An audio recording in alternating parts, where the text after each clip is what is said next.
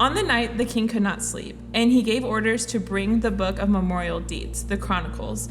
They were read before the king, and it was found written how Mordecai had told about Bigthana and Teresh, two of the king's eunuchs, in the garden of the threshold, and who had sought and laid hands on King Ahasuerus. And the king said, "What honor or distinction has been bestowed on Mordecai for this?" The king's young man who attended him said, "Nothing has been done for him." And the king said, "Who is in court?" Now Haman had just entered the outer court of the king's palace to speak to the king about having Mordecai hanged on the gallows that he had been prepared for him. And the king's young men told him, "Haman is out there standing in the court."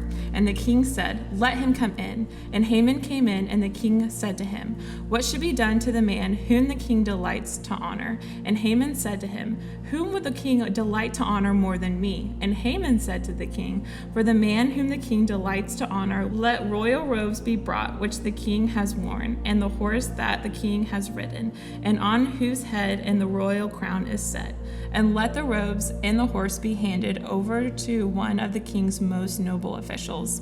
Let them dress the man who the king delights to honor, and let them lead him on the horse through the square and the city, proclaiming before him, 'Thus shall it be done to the man who the king delights to honor.'" Then the king said to Haman, "Hurry, take the robes and the horse so that you have said, and do so to Mordecai the Jew, who sits at the king's gate. Leave out nothing that you have mentioned." So Haman took the robes and the horse, and he dressed Mordecai and led him through the square of the city, proclaiming before him, "Thus shall it be done to the man who the king delights to honor." Then Mordecai returned to the king's gate, but Haman hurried to his house, mourning with his head covered. And Haman told his wife Zeresh and all his friends everything that had happened to him. Then his wise men and his wife Zeresh said to him, "If Mordecai, before whom you have begun to fall, is of the Jewish people, you will not overcome him, but surely fall before him." When they were yet talking with him, the king's eunuch arrived and hurried to bring Haman to the feast that Esther had prepared. So the king and Haman went in to the feast with Queen Esther. And on the second day, as they were drinking wine after the feast, the king again said to Esther, "What is your wish, Queen Esther? It shall be granted to you. And what is your request? Even to the half of my kingdom it shall be fulfilled." Then Queen Esther answered, "If I have found favor in your sight, O king, if it pleases the king, let my life be granted me for my wish, and my people for my request. For we have been sold, I and my people, to be destroyed, to be killed, and to be annihilated. If we had been sold merely as slaves, men and women, I would have been silent. For our affliction is not to be compared with the loss to the king." Then King Ahasuerus said to Queen Esther, "Who is he, and where is he, who had dared to do this?" And Esther said, "A foe, an enemy, this wicked Haman." Then Haman was terrified before the king and the queen.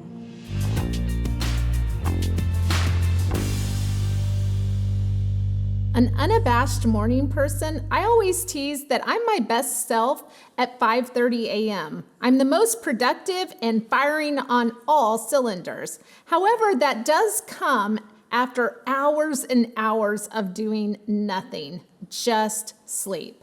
We serve a God, however, who does not sleep. In fact, he is just as productive in the wee hours of the morning when I'm sleeping as he is in the height of the day. And though we know that from the psalmist, we are going to really see that affirmed in the account of Esther that we have read today. I know the account may be familiar to many of us, but I want to point out some things that are very interesting, details that could be overlooked.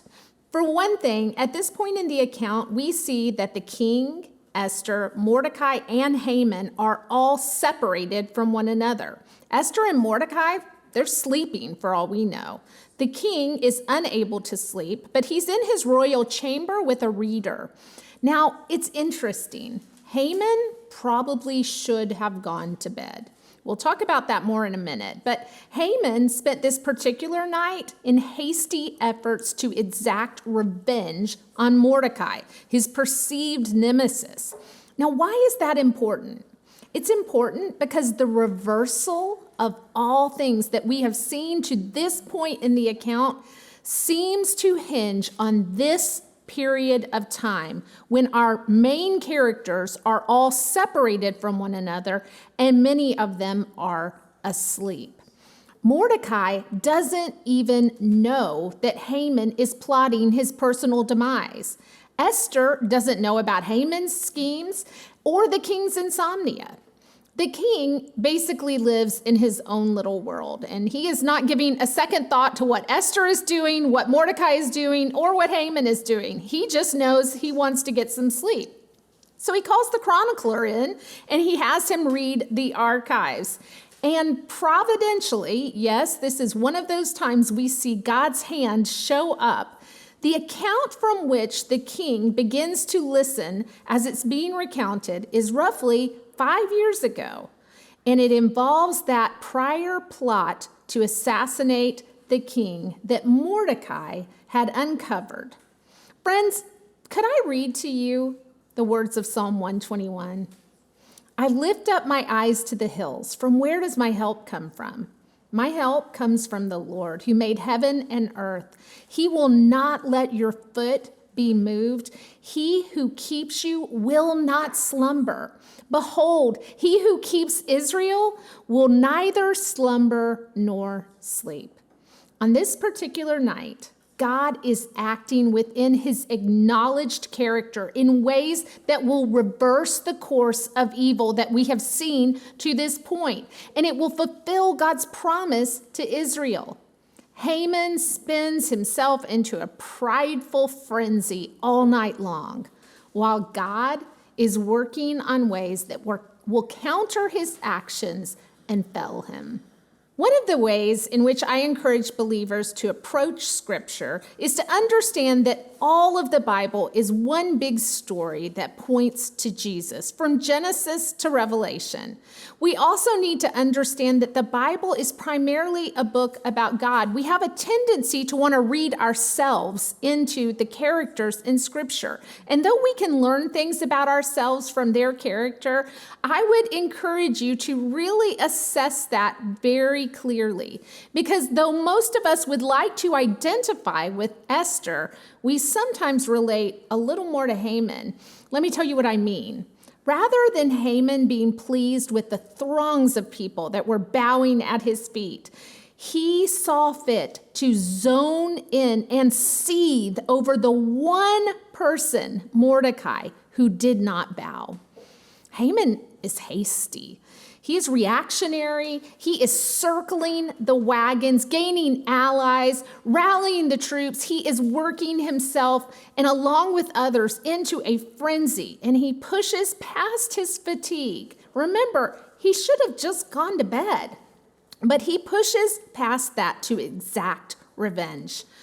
Haman, he's prideful. He believes his own hype.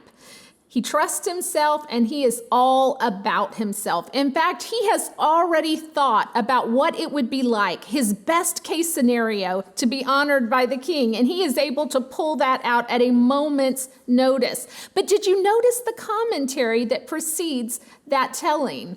Who would the king seek to delight more than me? That is what we see going through Haman's head.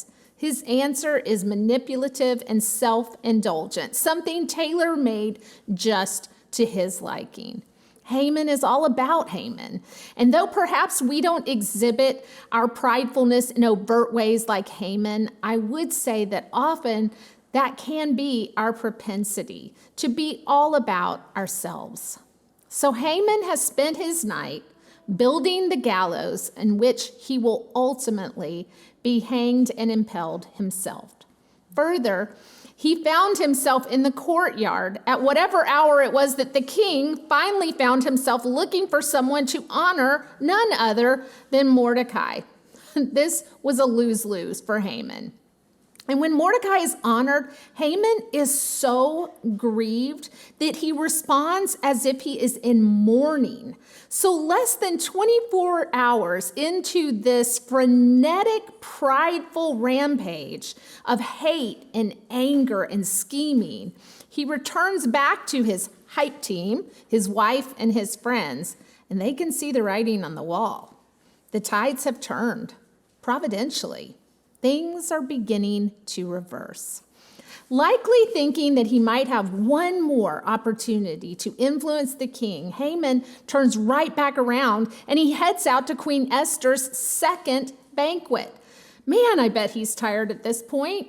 Tired, humiliated, defeated, scared, regretful. Anybody relate? Have you ever found yourself at the natural end of your decisions, aghast at how you didn't see the inevitable sooner? I have. Now, before we conclude, I think it's important for us also to consider Esther in this account. Though we may trend towards Haman, as believers, we should strive to be more like Esther. Esther seems to be acting with intention. She's intentional. We aren't told why she doesn't ask the king that first night of banqueting, but it seems that for whatever reason, she is being intentional about asking him back for a second banquet. She's not flying by the seat of her pants. She is prayed up and prepared. We also see her being measured. Often it's when we're scrambling to be in control that we act emotionally or desperate like Haman. And those are when we make our biggest mistakes. Esther, she doesn't fall victim to quick acting emotion. Instead, she learns of the Jews' fate and she calls them to fast for 3 days and to call on God. And then she approaches the king, gracious, inviting him for a meal, assessing the situation and offering a tempered, measured approach.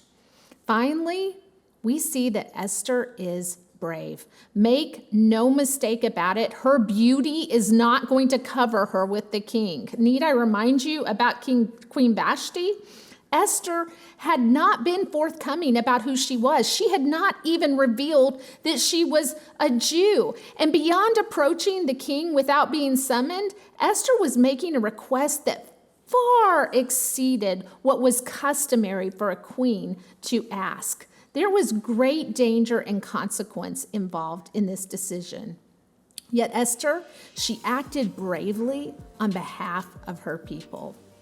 I encourage you today to ask God to help move you towards the qualities of intentionality, of being measured and being brave, things that we saw Esther display today in our reading.